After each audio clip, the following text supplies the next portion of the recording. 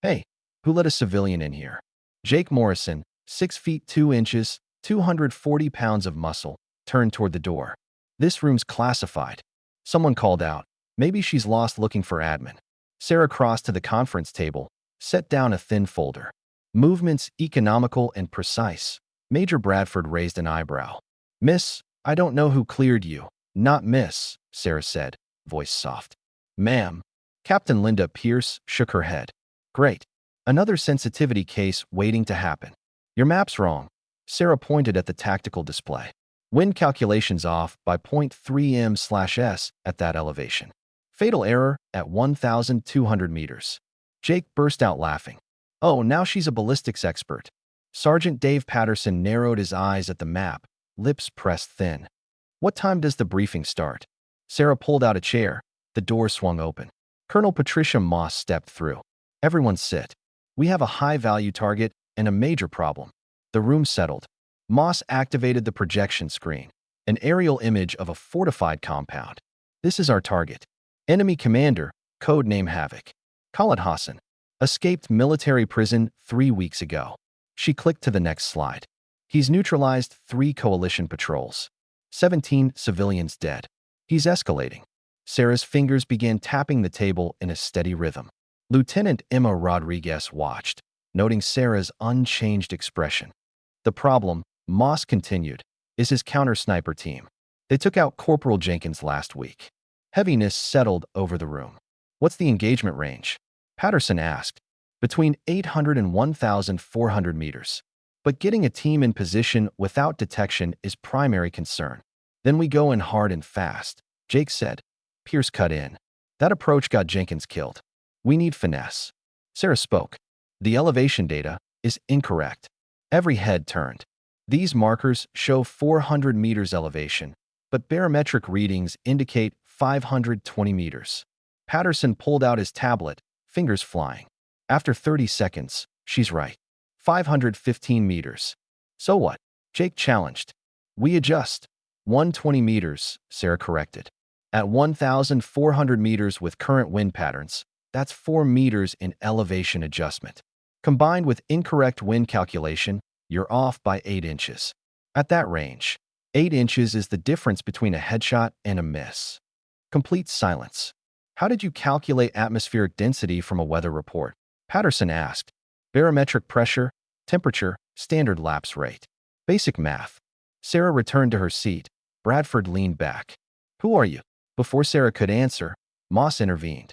Database check in progress. Briefing continues. You said wind calculation was wrong too. Jake pressed. Current wind gusts 5 to 12 knots northwest. The compound sits in a valley with ridges creating a Venturi effect, accelerating wind 40%. Your notes show steady 10 knots. Reality will be 14 to 17, variable. Your point of impact will drift right approximately 0.3 m/s beyond correction. Patterson was typing furiously. He stopped, face pale. She's absolutely right. Our whole firing solution is compromised. That's not possible, Jake stammered. Terrain analysis, Sarah said simply. Combined with meteorological data and ballistic math. Rodriguez spoke quietly. If we'd gone with the current plan, we would have missed. Or worse, Patterson finished. Wounded the target, given away our position. Pierce stood abruptly. This is ridiculous. She walks in, and suddenly she's an expert? This woman doesn't even have visible clearance. Why are we entertaining this? Because she just saved your operation, Rodriguez said. Or sabotaged it, Pierce countered. How do we know she's not working for Havoc? Moss checked her watch. Database report in 5 minutes. Until then, you're welcome to observe, but don't interfere further. Sarah nodded once. The briefing continued. Insertion timeline, 3 teams, tactical coordination. Throughout, Sarah sat motionless. But Rodriguez noticed things. The way Sarah's eyes tracked movement, her steady breathing even under Pierce's accusations, the slight calluses on her fingertips. Jake gestured toward the door. If she's so smart, she can come to the range. Show us these skills aren't just theory. The room waited. Sarah stood. The range sounds appropriate. Surprise flickered across Jake's face. The shooting range. Master Sergeant Stone looked up as they approached. Morrison, You bring tourists to my range. Something like that. Jake gestured to the weapons. Grab an M4. Sarah selected a rifle. What happened next occurred in silence. Field strip, 14 seconds. Bolt, firing pin, buffer spring, all laid out in perfect order. Not a single glance down, Stone straightened. Patterson pulled out his stopwatch. 14 seconds flat. Team record is 16. Jake forced a laugh. Party trick. Shooting's different. Sarah reassembled the weapon, chambered a round, checked safety. She turned to Stone. Permission to fire, Master Sergeant. Granted. Lane 4. Jake set a target at 500 meters. 5 rounds, standing position. Sarah approached the firing line, adjusted her stance. Weight balanced, feet shoulder width, knees slightly bent. She brought the rifle up with practiced ease. .5 shots. For seconds between rounds. No adjustments. Stone raised binoculars, then lowered them slowly. 5 rounds, 5-inch group, dead center mass. Pierce crossed her arms. Decent for controlled conditions. Sarah ejected the magazine, locked the bolt, visually and physically cleared the weapon. She extended it toward Jake, barrel down. Perfect military protocol. All right, Jake said. Stationary target, perfect weather. Real missions don't work like that. He returned with a Barrett M82. Let's see how you handle this. Sarah's eyes flickered, recognition. She accepted the massive rifle, stance shifting automatically. Stone moved the target to 1,000 meters. Half our team hasn't made first-round hit at that distance. The range fell quiet. Sarah settled behind the rifle, breathing slowing. She calculated wind, elevation, temperature, humidity, Coriolis effect, spin drift. Without speaking, without tools, she made her adjustments. The shot thundered across the desert. Stone had binoculars up immediately. He stared, then lowered them. Perfect center. Dead center. First round. Silenced up. Bradford's voice crackled over radio. Stone, verify that.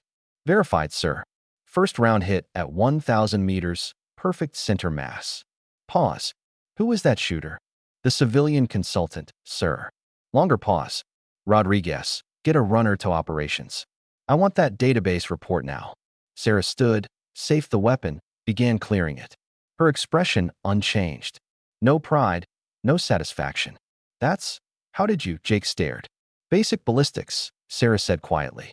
Math doesn't change based on range. No. Patterson shook his head. That's expert level. Most snipers need a calculator and 3 minutes.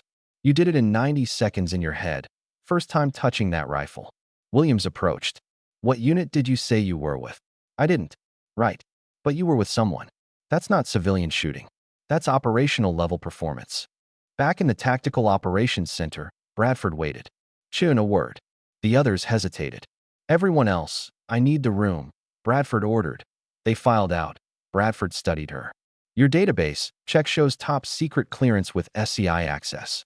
But when Myers tried to access your actual file, he got blocked. Tier 1 clearance required. You understand why I'm asking. Who are you? Alarms shrieked. Red lights flashed. Incoming. Incoming. The first mortar hit 200 meters outside the perimeter. Base defense, this is TOC, Bradford barked. Report. The second impact hit closer. Sarah moved faster. She crossed to the digital map, hands working the controls, marking positions. Chun, step away, Bradford started. Defensive positions Alpha through Delta, Sarah commanded, voice transformed. Counter battery radar to 090. Now, 3 specialists automatically complied before catching themselves. Trying to get firing origin, Patterson called. 1, 300 meters, Sarah said without looking away. Elevation 45 meters per second, wind correction 2 mils right. Deploy counter sniper team to building 7, 3rd floor east window. Patterson verified against computer analysis. Sir, she's exactly right. The 3rd mortar hit 50 meters from the dining facility. Storm cell moving in. Sarah continued, tracking weather data. They'll fire 1 more round to adjust, then rapid fire before visibility drops. Evacuate DFAC. You have 30 seconds. Bradford hesitated 1 beat, then keyed the radio. All personnel evacuate DFAC immediately. People ran. 20 seconds. 25. 30. The 4th mortar screamed in. Direct hit. The building collapsed, empty. 0 casualties. The entire TOC turned to Sarah. Colonel Moss appeared. Casualties? 0, ma'am, Bradford reported. Full evacuation completed in time. Who made that call? Chin did, along with counter-battery deployment. Radio crackled. Overwatch 7. Mortar team engaged and neutralized. How did you know? Bradford asked Sarah. Terrain analysis and predictive targeting. Rodriguez entered with a tablet, looking shaken. Major, you need to see this. Bradford took it. His eyes widened. Color drained from his face. Sir, Patterson asked. Bradford looked at Sarah, then Moss, then back. Her file, classified at highest level. Emergency partial declassification granted. Moss took the tablet. Her expression shifted through surprise, shock, awe. Holy, she turned the screen around. Images displayed. Middle Eastern terrain, sniper position, target in crosshairs, Khaled Hassan, hands raised, young girl's photo clutched. Text scrolled. Operation Sandstorm, August 12, 2023. HVT captured alive. Intel obtained. Estimated 200 lives saved. Patterson read aloud, voice dropping to whisper. I studied that operation in advanced tactics. The sniper who made that shot was legendary. Pierce stared. I wrote a paper on that operation. The sniper's identity was classified. Database continued loading. Operator call sign. Phantom. Jake went completely still. Phantom. The Phantom. More data appeared. Confirmed neutralizations. 89. Longest shot. 2,847 meters. Silver Star. Bronze Star with Valor. Purple Heart. 3. Everyone stared. Screen. Then Sarah. Then back. Trying to reconcile the small woman with the legend. Williams stepped forward, came to attention, saluted. Chief. Permission to say it's an honor. Sarah returned the salute. Permission granted. And it's just Sarah. The hell you're not, Williams said. You just ran this entire operation like you never left. Jake sat down, put his head in his hands. I called you sweetheart. I'm the biggest idiot in the military. 89 confirmed. Patterson stared at statistics. Phantom. I've read every after-action report. Your calculations set records. Pierce stood rigid. I told you that you were undermining female credibility. You're everything I claim to fight for, and I couldn't see it. Final image loaded. Sarah in tactical gear, face paint, rifle, surrounded by her team. SEAL, trident visible. Red squadron patch. Chief Chun. Rank. Chief Petty Officer, retired. SEAL Team 3, Red Squadron. Moss set the tablet down carefully. Chief Chun, we need a different conversation. Sarah nodded. Yes, ma'am. But first, the operation against Havoc. She paused, real emotion showing. Khaled Hassan is the man in those photos. The one I captured. The one I gave mercy because he surrendered, showed me his daughter's picture. He escaped 3 weeks ago. Since then, he's killed 17 civilians, including a family that helped us during that operation. She looked at Moss. I know how he thinks. His patterns, tactics, psychology. I spent 6 months studying him. If you're going to stop him before more die, you need me on this mission. Silence stretched. Moss nodded. Major Bradford, I'm placing Chief Chun in tactical command. Full authority. Anyone have a problem? Nobody spoke. Good. Chun, you'll have whatever resources you need.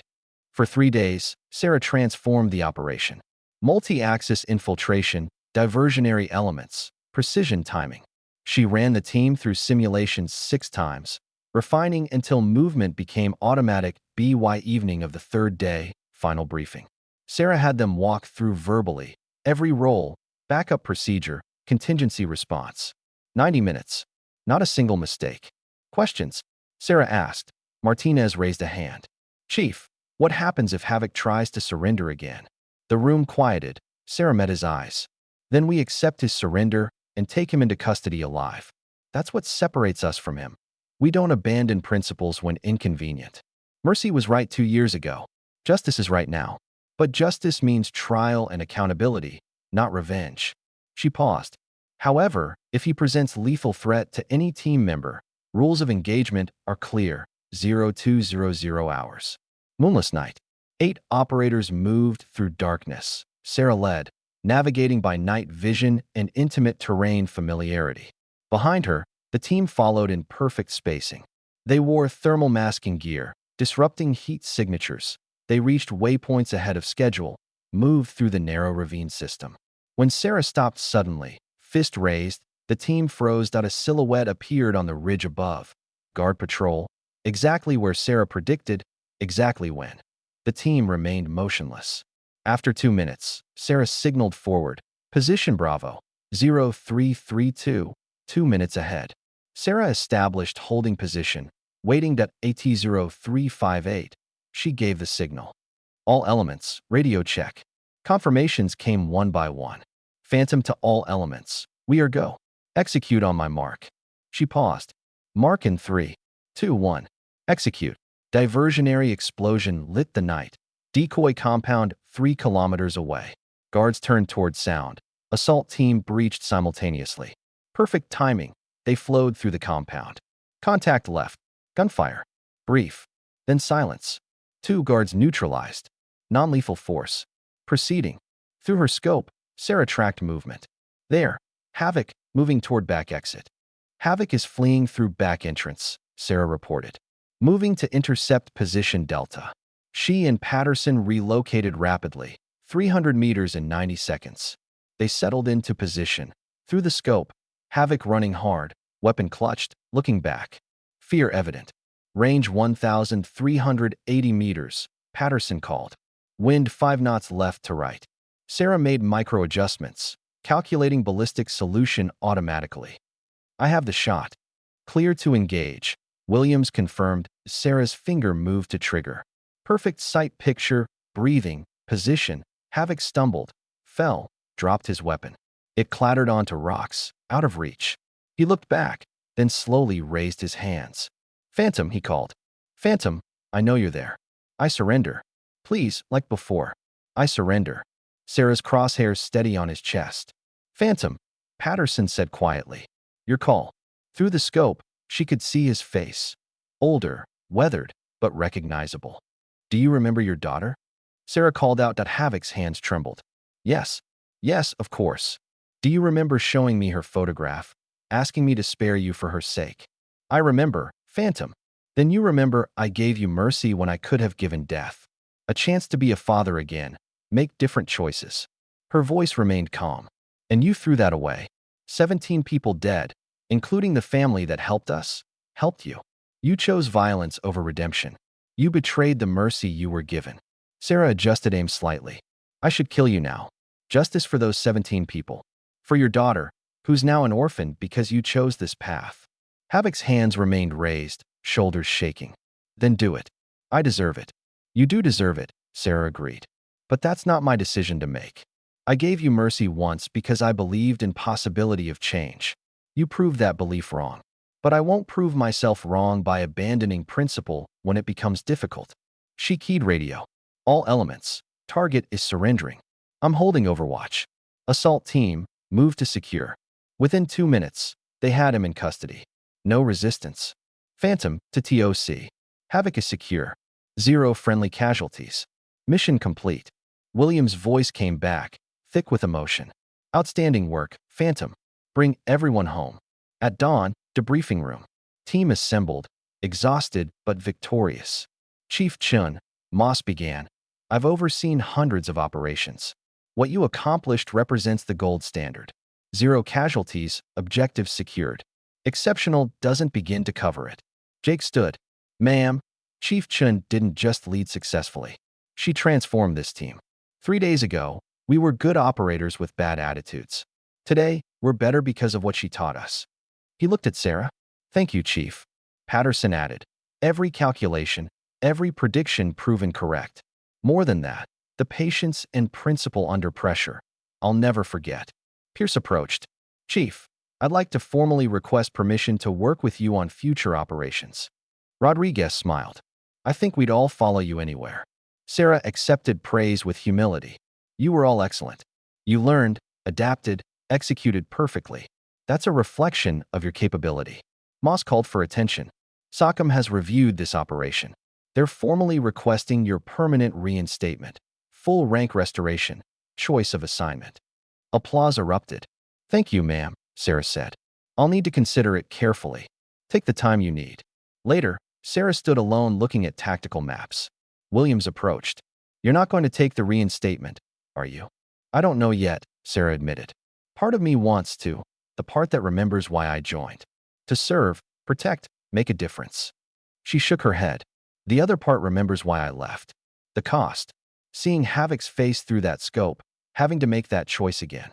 Before Williams could respond, Rodriguez appeared. Chief, sorry to interrupt. Something you need to see. Intelligence section. Pierce at a terminal, frowning. Chief, look at this. New HVT identified this morning. Screen displayed a photograph. Woman, approximately Sarah's age, similar build, dark hair. Calculating eyes. Dangerous. Code name, Wraith. Pierce continued. Female special operations background. Russian trained. Sniper specialty. Sarah leaned closer. Operational pattern. That's what concerns me. Pierce pulled up a map showing 6 incident locations. She's systematically targeting coalition sniper teams. 3 teams neutralized, 9 casualties. Pattern suggests she's hunting specific targets. Hunting the best, Sarah said quietly. Exactly. And Chief. Pierce pulled up intercepted communication log. This was picked up 2 hours ago. She highlighted one line. Phantom has returned. Target confirmed. The room went cold. She knows you were on this operation, Williams said. She knows you're active again. And if her pattern is targeting the best snipers, you're on her list, Pierce finished. Possibly at the top. Rodriguez checked feeds. Chief, there's more. She was last tracked near a refugee camp in Syria. She checked data. Where Havoc's daughter is currently living. Sarah's expression hardened. She's using the girl as bait. We can send extraction team, Bradford offered. Remove the bait. If we send a team, Wraith disappears. The threat doesn't go away, just postponed. So what do you recommend? Sarah was quiet, weighing options. I go. Alone or small team. Secure the child. Draw Wraith into engagement on our terms. That's exactly what she wants, Williams protested. Walking into a trap. Into a trap I know exists, with preparation, is different from ambush. Sarah looked at the map. Wraith might think she's the hunter, but she's never faced Phantom on prepared ground. Moss stepped forward. If you're serious, you'll have full support. Thank you, ma'am. But I need to think carefully. This isn't just about stopping one threat. It's about what kind of operator I want to be moving forward. Take the night. Decision can wait. After everyone left, Sarah stood alone, studying Wraith's photograph. Confident, skilled, dangerous. A worthy adversary who understood the game at Sarah's level. Her phone buzzed. Unknown number. Chun. Phantom. Female voice, Eastern European accent. I've been looking for you. Wraith, I presume. They say you're the best. I need to know if that's true. Walk away. This doesn't have to happen. But it will. Pause. I respect you, Phantom. Your reputation is earned. But reputation isn't reality until tested. And I'm the test. You're using an innocent child as bait. That's not testing skill. That's exploitation. The girl is safe for now. But if you want her to stay that way, come alone. No backup. Just you and me. The 2 best proving which deserves the title. And if I don't, then I keep hunting. Your team, friends, former squadmates. Everyone becomes a target until you face me. Or I hurt the girl and make you live with that choice, like you lived with Havoc's betrayal. Voice hardened. Choose, Phantom. Face me with honor or watch everyone suffer for your cowardice. Line went dead. Sarah stood in darkness, mind racing through scenarios. Wraith wasn't bluffing. Walk away and people die. Go alone and she might die. Go with team and Wraith disappears. Or option 4. Go prepared. Go smart. Finish this on terms honoring both principle and pragmatism. She pulled up tactical display, began marking positions around the refugee camp. Her mind slipped into planning mode. The same mode that made her Phantom, that saved lives on dozens of operations, that transformed doubters into believers. Jake found her 2 hours later. Chief, it's almost midnight. You should rest. Can't. Need to finalize this. He recognized what he was seeing. You're planning operation against Wraith. I'm planning to protect people I care about and stop a threat that won't stop itself. Let us help. After what you taught us, we're ready. Morrison, 3 days ago you called me sweetheart. Today you're volunteering to walk into a trap with me. That's remarkable growth. But this isn't your fight. Yes, it is. Because you made us part of something bigger. Showed us what real excellence looks like, what principle means. We're not letting you face this alone. He stood straighter. Besides, you taught us that real strength isn't proving you don't need help. It's knowing when to accept it. Sarah studied him, then nodded slowly. All right, but this is different from Havoc. Wraith is at our level, maybe better. Margin for error is 0. We understand. When do we leave? Tomorrow night. We need the full day for preparation. She returned to planning. Get Patterson, Pierce, Rodriguez. Wake them if necessary. We have 16 hours to plan an operation that will determine whether Phantom's legend ends or grows. Jake moved to leave, paused. Chief, for what it's worth, your legend is already secure. You don't have anything left to prove. This isn't about proving anything. It's about protecting people and stopping a threat. Her expression softened slightly. But thank you. Now go. We have work to do. As Jake left, Sarah turned back to the display. Wraith's photograph occupied one corner. Calculating eyes, confident expression, someone who'd never been beaten. Sarah pulled out her challenge coin, feeling its weight. 2 years ago, she'd retired because she couldn't unsee Havoc's face. Tonight she'd seen it again and made the same choice. Mercy balanced with justice, principle maintained under pressure, but Wraith represented something different. Not a moral challenge, but tactical. Not a test of values, but of skill. The kind Sarah had spent her career preparing for. She closed her hand around the coin, feeling the engraving press into her palm. Phantom was going hunting. And this time the ghost would need to be faster, smarter, better than ever, because some fights weren't about mercy or justice. Some fights were about survival. And in the desert night, as Sarah finalized plans for the operation that would determine everything, she allowed herself one small smile. They'd laughed at the female SEAL sniper. They'd learned to respect her. Now the whole world was about to learn why legends never truly retire. They just wait for the right moment to remind everyone why the legend exists in the first